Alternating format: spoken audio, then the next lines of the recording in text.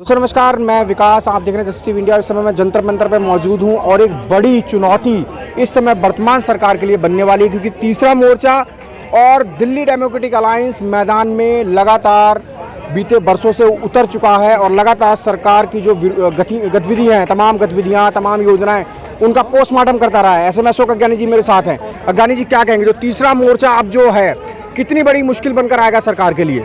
देखिए, ये मुश्किल बन के नहीं आएगा, उनको चुनौती बन करके आएगा।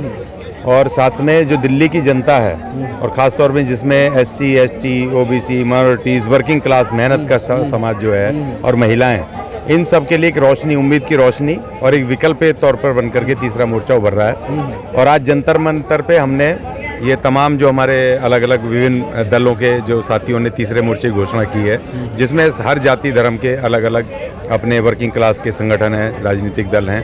और अब हम ये जो चुनाव दिल्ली में नगर निगम चुनाव है, उसकी आज यहाँ पर ऐलान करने जा रहे हैं कि पूरे के पूरे जितनी भी सीटें इन्होंने की हैं, अभी मर्जर हुआ है नगर निगम का, 3 नगर निगम से 1 हुआ है, तो उसमें कितनी सीटें ये करते हैं, उन तमाम सीटों पे हम लड़ेंगे।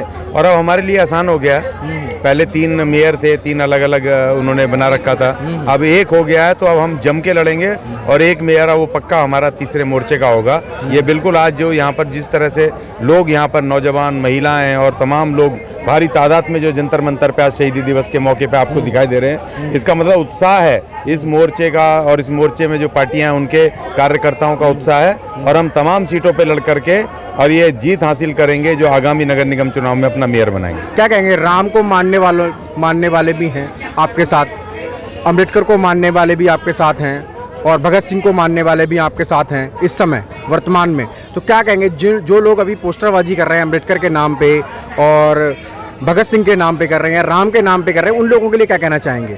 देखिए, भारत के संविधान में तमाम लोगों को, पूरे नागरिकों को अलग अलग धर्म मानने की पूरी आज़ादी है। आर्टिकल 25 में किस भगवान को, किस देवी देवता को, किस धर्म को मानता है कोई व्यक्ति, उसका निजी मामला है। और कोई पॉलिटिकल पार्टी किसको अपना सिद्धांत मानती है, भगत सिंह को मानती है, बाबा साहब को मानती है, राम को, श्याम को, किसको उससे हमारा कुछ लेना देना नहीं है। हमारा जो मोर्चा है ये कॉमन मिनिमम प्रोग्राम के ऊपर आधारित है, जो समान उस विचार के लोग और जो एक जैसा संघर्ष कर रहे हैं। क्योंकि हम निजीकरण के खिलाफ हम भी लड़ रहे हैं, निजीकरण के खिलाफ वो जिनको आप राम का कह रहे हैं वो भी लड़ रहे हैं और जो श्याम के हैं वो भी लड़ रहे हैं। तो फिर वो क्यों ना भाई हम निजीकरण पे एक हो जाएं, ठीक है, दूसरी चीज़ों पे नहीं तो निजीकरण के और ठेकेदारी के विरुद्ध तो हम एक हो सकते हैं। और क्यों ना हम जो संविधान को तोड़ने वाली शक्तियां हैं उनके विरुद्ध हम लड़ें, मिलकर के लड़ें और देश का संविधान बचाएं। और सारे तमाम हमारे लोगों को भी पक्की नौकरी की जरूरत है, उनके लोगों को भी जरूरत है, तो हम कॉमन मिनिमम प्रोग्राम पे एक हो सकते हैं। हमारा संविधान अलग हो सकता है, विचार अलग हो सकता है, संघर्ष अलग हो सकता है,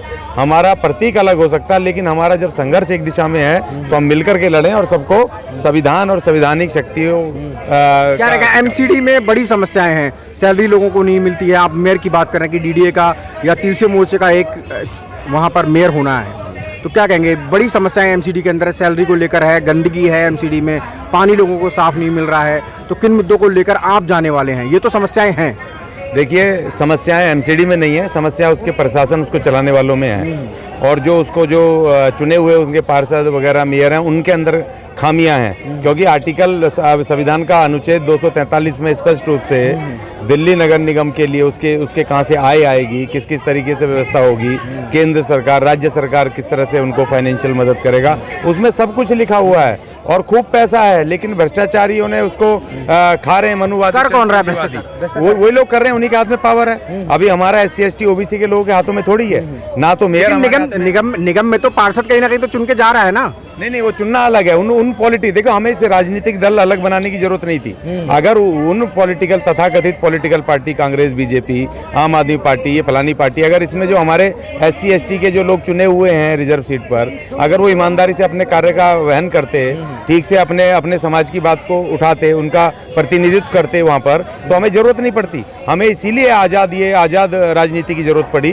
क्योंकि उन पार्टियों में जो हमारे लोग हैं अपने समाज से धोखा कर रहे हैं और वो उन्हीं का समर्थन कर रहे हैं, उन्हीं की रंग में रंग गए, उन्हीं हिसाब से भ्रष्टाचार कर रहे हैं, उसी हिसाब से उनकी बड़े चेहरे हैं अज्ञानी जी, दिल्ली में बड़े चेहरे हैं, चाहे वो राखी विड़लान हो, कुलदीप हो, तमाम बड़े चेहरे हैं, चाहे वो दत्त हो, तमाम बड़े चेहरे हैं। तो कैसे फिर कांग्रेस का भी एक बड़ा चेहरा है जो कि OBC वर्ग को रिप्रेजेंट करते हैं, क्या कहेंगे फिर? देखिए बड़े चेहरे होते नहीं है, जनता बनाती है और जनता ने बनाया। जब ये आप जिन राखी बिरला, जिनका अजय दत्त का, इनका 2014 के पहले किसी ने नाम सुना था? 13 से पहले रातों रात इनको हीरो बना दिया, क्योंकि जनता को लगा कि शायद एक नई राजनीति आ रही है और इस राजनीति में हमें फायदा होगा, तो इनको बड़ा बना दिया। बड़े हैं नहीं, बड़ी जनता बनाती है, लेकिन छोटा भी जनता ही बनाती है, छोटा भी जनता ही बनाती है। तीसरा मोर्चा जो है उसकी बात सुनेगी क्यों जनता, सवाल ये है। देखिए प्रियंका गांधी, राहुल गांधी से बड़े चेहरे मेरे ख्याल से जिनका नाम लिया वो नहीं है, लेकिन उत्तर प्रदेश में क्या दुर्गति हुई, इतनी मेहनत करने के बावजूद भी जनता ने उनको नहीं चुना, ना ही उनकी बात सुनी। मैं बार बार कह रहा हूँ, बड़े चेहरे होते नहीं है, जनता बनाती है, और जब जनता बनाती है बड़े चेहरे, तो हम जनता के, उसी जनता के पास जा करके हम अपनी बात कहेंगे। हाँ, वेलकम वेलकम है। तो हम उसी जनता को के पास जाके अपनी बात कहेंगे।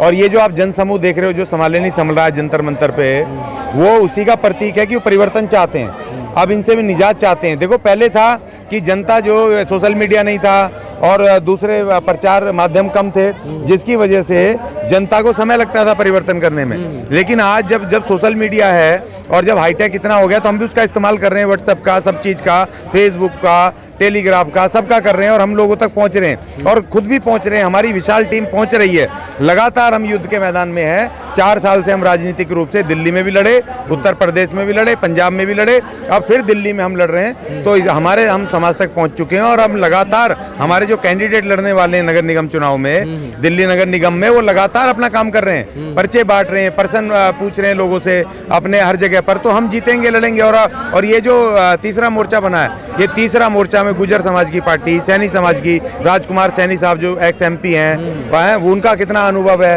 प्लस हमारे SC पंचाल साहब हैं, वाल्मीकि झा साहब हैं, हमारे राजेश सिद्धार्थ जी हैं। तो ये तमाम वो महाशक्ति हैं जो अपने अपने इलाकों में अपने अपने लोगों में काम कर रहे हैं। जब वाल्मीकि साथ SC ST OBC माइनॉरिटी और वर्किंग क्लास जब जुटेगा, 100% वो। अब यानी लास्ट सवाल मेरा है, दिल्ली का जो रण है वो कितना कठिन रहेगा? देखिए दिल्ली का रण कठिन तो है, कठिन नहीं भी है।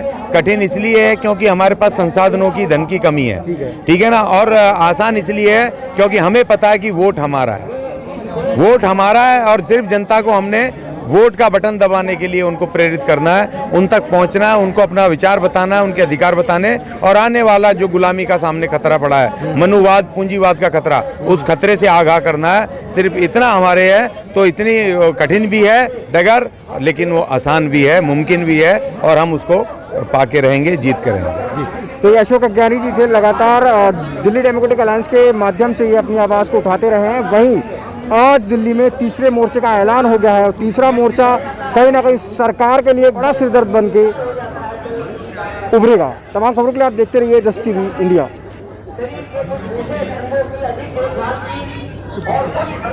और